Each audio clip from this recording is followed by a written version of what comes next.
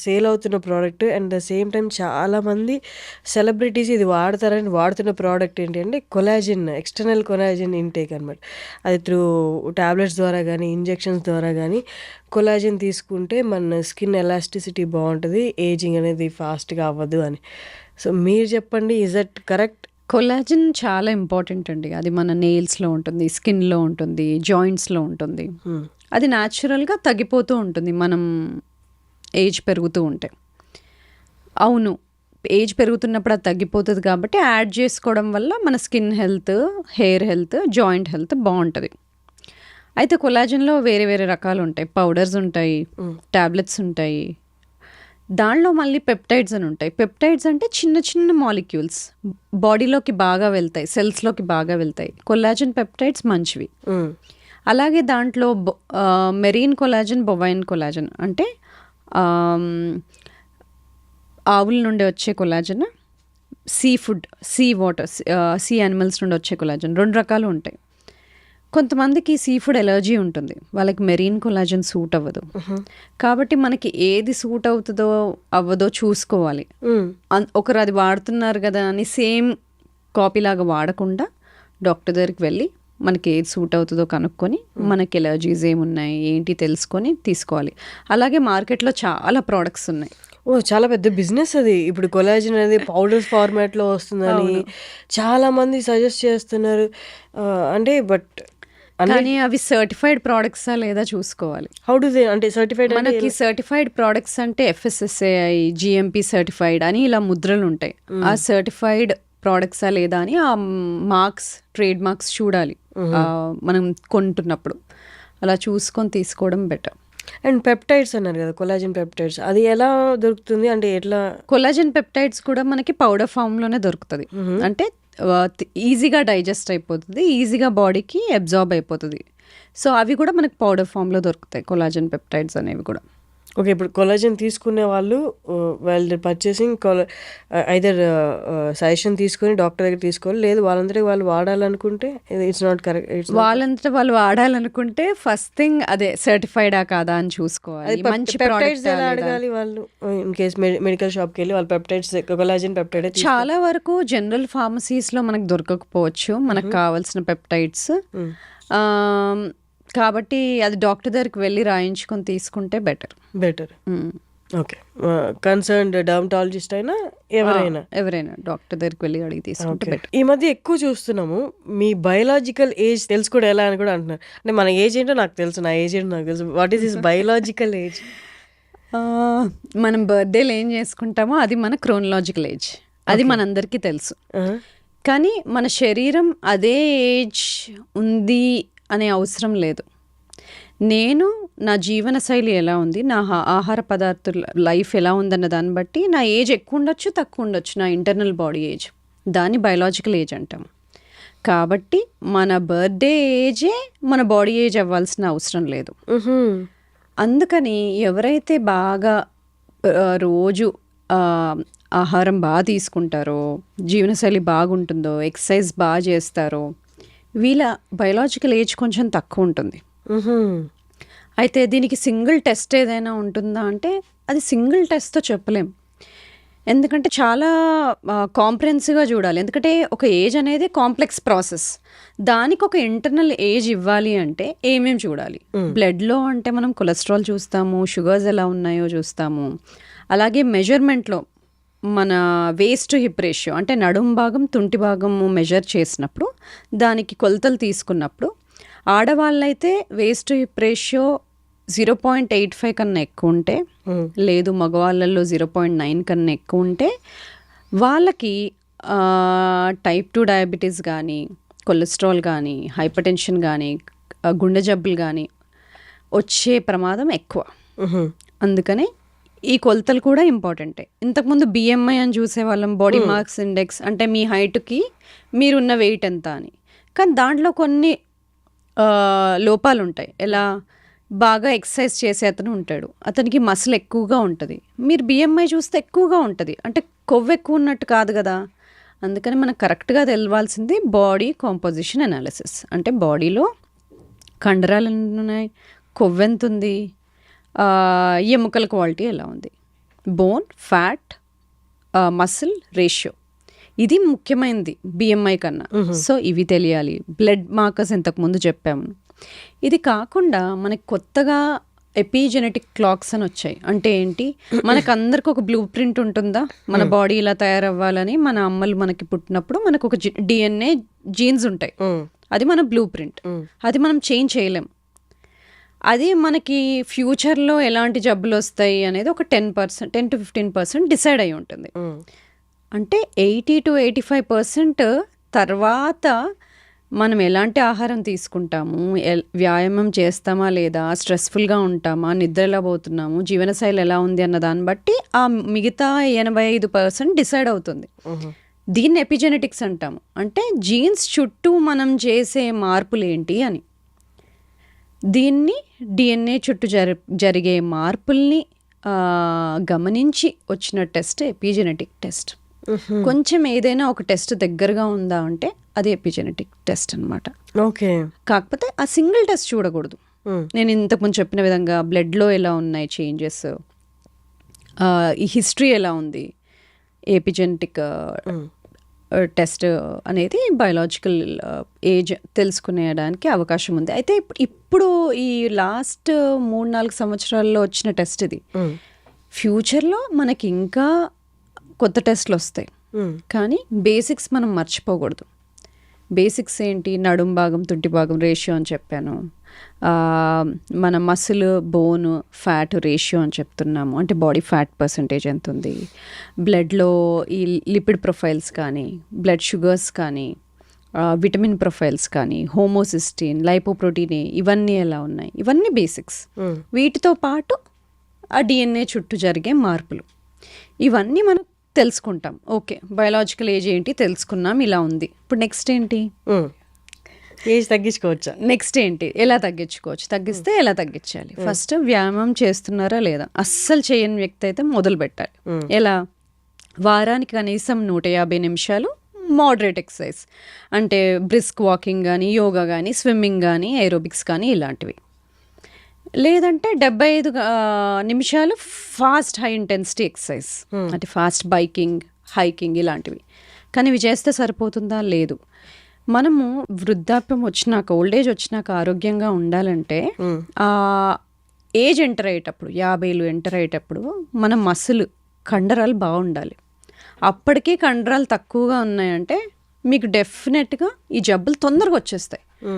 ఇవి 4: diabetes, hyper tension, cardiac జబ్బు, క్యాన్సర్లు, స్ట్రోకు, ఇవి. అయితే ఎందుకంటే 40 తర్వాత 40 సంవత్సరాలు ఒకసారి దాటామంటే ప్రతి సంవత్సరానికి 1% మజిల్ పోతుంది. కానీ దాంతో వచ్చే ప్రాబ్లం ఏంటి, మజిల్ పోతూ ఉంటే మనం తినే ఫుడ్ ఎనర్జీగా మారకుండా కొవ్వుగా మార్చి వెయిట్ పుట్ ఆన్ అవుతాం. మెల్లగా ఇన్సులిన్ రెసిస్టెన్స్లోకి వెళ్తుంది. అంటే మెటబాలిక్ ఫ్లెక్సిబిలిటీ తగ్గిపోతుంది, మెటబాలిక్ హెల్త్ అప్పటి నుండి డిస్టర్బ్ అవుతుంది. అదేంటంటే నేను 40 వరకు బాగానే ఉండదని 40 తర్వాత అన్ని మార్పులు చూస్తున్నా అంటారు కదా, ఇది ఇన్సులిన్ రెసిస్టెన్స్ అనేది మొదలవుతుంది. దీన్ని తగ్గించుకోవడానికి మనం స్ట్రెంగ్త్ ట్రైనింగ్, రెసిస్టెన్స్ ట్రైనింగ్ చేసుకున్నప్పుడు ఈ కండరాలు కోల్పోయే కెపాసిటీని తగ్గిస్తాం. మజిల్ లాస్ తగ్గుతుంది. మజిల్ లాస్ తగ్గినప్పుడు మెటబాలిజం బాగుంటుంది, అంటే మనం జబ్బుల్ని దూరంగా నెట్టుతున్నట్టేగా. సో అది కాకుండా ఫుడ్లో ఏం మార్పులు చేసుకోవాలి. మొదటిగా ఎవరైనా refined seed oils, sunflower oil, canola oil, rice bran oil, ఇవన్నీ మనం వాడుతున్నట్లయితే ఫస్ట్ ఇవి తీసేయాలి. అసలు మనకు మార్కెట్లో ఉన్నవే అవి కదా, అవి రిఫైన్డ్ ఆయిల్స్. మనం కోల్డ్ ప్రెస్డ్ ఆయిల్స్ వాడుకోవాలి. కోల్డ్ ప్రెస్డ్ అంటే గానుగ నూనెలు ఫ్రెష్గా చేసేవి, అవి కొబ్బరి నూనె కానీ, లేదంటే గానుగ నూనెనే రైస్ బ్రాన్ కానీ, గానుగ నూనె నల్ల నువ్వుల నూనె, ఇవి వాడుకోవచ్చు. ఇవి కూడా తక్కువ వాడాలి, ఎందుకంటే ఈ నూనెలు ఈ మన మోడర్న్ డేస్ వచ్చినాక తయారైనవి. ఈ పాతకాలంలో ఎంత ఎక్కువ నూనె వాడేవాళ్ళం కాదు. సో ఈ నూనెల వల్ల మనకు బాడీలో ఇన్ఫ్లమేషన్ పెరుగుతుంది. సో ఈ నూనెలు తగ్గించుకోవాలి. అలాగే ఫుడ్ వండే విధానంలో ఎక్కువ డీప్ ఫ్రైడ్ ఫుడ్స్, బాగా గ్రిల్ చేసిన ఫుడ్స్ ఇవి తినకూడదు, ఎందుకంటే దానిలో క్యాన్సర్ కాజింగ్ ఏజెంట్స్ పెరుగుతాయి. బాగా డీప్ ఫ్రైడ్ ఫుడ్స్లో నైట్రేట్స్ పెరగడము ఇలాంటివి జరుగుతాయి. సో అలాగే షుగర్ ఎక్కువ ఉన్న ఫుడ్స్ తినకూడదు. Sugar is directly related to inflammation, బాడీని ఇన్ఫ్లేమ్ చేస్తుంది. సో షుగర్ తగ్గించుకోవాలి, డీప్ ఫ్రైడ్ ఫుడ్స్ తగ్గించుకోవాలి, అంటే బాగా ప్రాసెస్ చేసి పీచు పదార్థం తీసేసిన ఫుడ్స్, పిండి పదార్థాలు తక్కువ చేసి ఇప్పుడు గోధుమ పిండి బదులు ఫుల్ గోధుమలు వాడటం కానీ ఇలాంటివి. సో ప్రాసెస్డ్ ఫుడ్స్ తగ్గించుకొని, డీప్ ఫ్రైడ్ ఫుడ్స్ తగ్గించుకొని, ఈ seed oils, refined seed oils కనుక తగ్గించుకుంటే మనం బాడీని యాంటీ ఇన్ఫ్లమేటరీగా వెళ్తుంది. అది కాకుండా ప్లేట్లో కూరగాయలు ఎక్కువ ఉండేలాగా రోజు కూరగాయలు మార్చి తినడము, ఫ్రూట్స్ తీసుకోవడము, నీళ్లు బాగా తీసుకోవడము, హోల్ ఫుడ్స్ తీసుకోవడం ద్వారా మనం మార్చుకోవచ్చు. ఇదే కాకుండా తినే పద్ధతిలో కూడా కొంచెం మార్పులు చేసుకోవాలి. ఫస్ట్ మనం కూరగాయలతో మొదలు పెట్టాం అనుకోండి తినడం, అది ఆల్రెడీ స్వెల్ అయిపోతుంది పొట్టలో. తర్వాత వచ్చే ఫుడ్ని స్లోగా అబ్జార్బ్ చేసుకుంటుంది. అదే తినడం అన్నంతో మొదలు పెట్టామనుకోండి ఎక్కువ తినేస్తాం. ఎందుకు? ఆ స్విచ్ ఆన్ అవ్వదు, కడుపు నిండింది అనే స్విచ్ తొందరగా ఆన్ అవ్వదు. అదే మనము కూరగాయలు ఫస్ట్ తిని దానిలో ఫైబర్, పీచు పదార్థం ఎక్కువగా ఉంటుంది, నెక్స్ట్ వచ్చే ఫుడ్ని తక్కువ తీసుకుంటుంది. తర్వాత ప్రోటీన్ ఉన్న ఫుడ్ అంటే పప్పులు, చికెన్ ఇలాంటివి తీసుకున్నప్పుడు కడుపు నిండింది అనే ఒక హార్మోన్ ఉంటుంది, పెప్టైడ్ వైవై అంటాం, అది యాక్టివేట్ అవుతుంది. నీకు నిండింది, ఇంకా తక్కువ తినొచ్చు అని. నెక్స్ట్ ఫ్యాట్స్, నెయ్యి వేసుకుంటాం కదా, నెయ్యి కానీ కొబ్బరి నూనె కానీ ఇలాంటివి ఏమైనా కొబ్బరి వేసి చేసుకున్నప్పుడు, లేదా ఆలివ్స్ కానీ ఇలాంటివి తిన్నప్పుడు కూడా కడుపు నిండుతుంది. దాని తర్వాత మనము అన్నము అవి తీసుకోవచ్చు. దాంతో ఇలాంటి ఒక శైలిలో తింటే కూడా మార్పులు చాలా జరుగుతాయి. ఓకే. సో ఇలా ఫుడ్ది.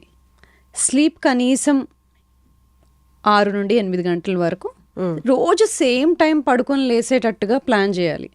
బాడీకి కూడా ఒక అలారం ఉంటుంది, బాడీకి కూడా ఒక క్లాక్ ఉంటుంది. ఇవాళేమో 8ంటికి పడుకొని రేపు 12ంటికి పడుకొని మళ్ళీ ఎల్లుండ 10ంటికి పడుకొని బాడీకి ఒక టైం సింక్ లేకుండా ఉండకూడదు. ప్రతిరోజు ఒక నియర్లీ సేమ్ టైంకి పడుకోవడం ఇంపార్టెంట్. ఇది కాకుండా స్ట్రెస్ డైరెక్ట్గా అన్ని జబ్బులకి కారణమే. స్ట్రెస్ కొంచెం ఇంపార్టెంటే. ఇప్పుడు నేను పాడ్కాస్ట్ ఉంది, స్ట్రెస్ఫుల్గా ఉంటాను, దానివల్ల బాగా చేస్తాను, అది ఓకే.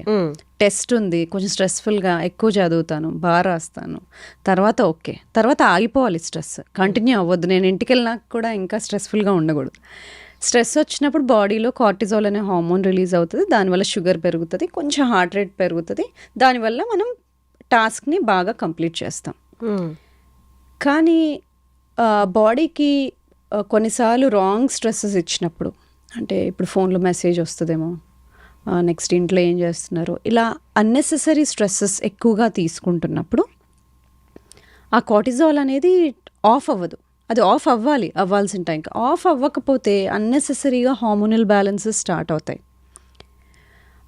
బాడీ ఇన్ఫ్లేమ్డ్ అయిపోతుంది, అప్పుడు హార్మోనల్ చేంజెస్ జరుగుతాయి, వెయిట్ పుట్ ఆన్ అవ్వడము, ఇవన్నీ లాంగ్ టర్మ్ చాలా కాలం స్ట్రెస్ఫుల్గా ఉన్నప్పుడు. కాబట్టి స్ట్రెస్ ఉన్నప్పుడు దాన్ని తగ్గించుకోవడం ఎలా, ఇలాంటివి మనం అందరము ఇన్కార్పొరేట్ చేసుకోవాలి. బాగా స్ట్రెస్ఫుల్గా అనిపిస్తుంది, అప్పుడు మనకి పొట్టలో ఏదో తిప్పేసినట్టుగా అనిపిస్తుంది. ఎందుకండి బ్రెయిన్లో స్ట్రెస్గా ఉంటే పొట్టలో ఎందుకు తిప్పాలి? అంటే బ్రెయిన్ పొట్ట రెండు కనెక్టెడే. పొట్టలోనే మనకి 80% సెరటోనిన్ అంటే మైండ్ కామింగ్ హార్మోన్ అనేది పొట్టలో నుండి రిలీజ్ అవుతుంది. కాబట్టి మనము పొట్ట ఎలా ఉందో మైండ్ అలా ఉంటుంది, మైండ్ ఎలా ఉంటే పొట్ట అలా ఉంటుంది.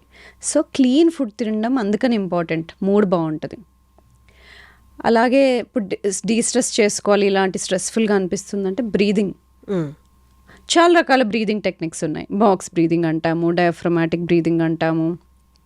ఏదేమైనా మనం ఊపిరి పీల్చుకొని ఆపుకొని తర్వాత ఊపిరి వదిలినప్పుడు ఎక్స్ప్రెషన్ అంటాం, అది కొంచెం స్లోగా వదలాలి. అంటే ఇన్స్పిరేషన్ కన్నా పొడవుగా ఉన్నప్పుడు, ఎక్స్ప్రెషన్ ఎక్కువగా ఉన్నప్పుడు స్లోగా మనం బ్రీదింగ్ వల్ల బాడీకి కూల్ డౌన్ అవుతున్నాము అనే సిగ్నల్ పంపించడం.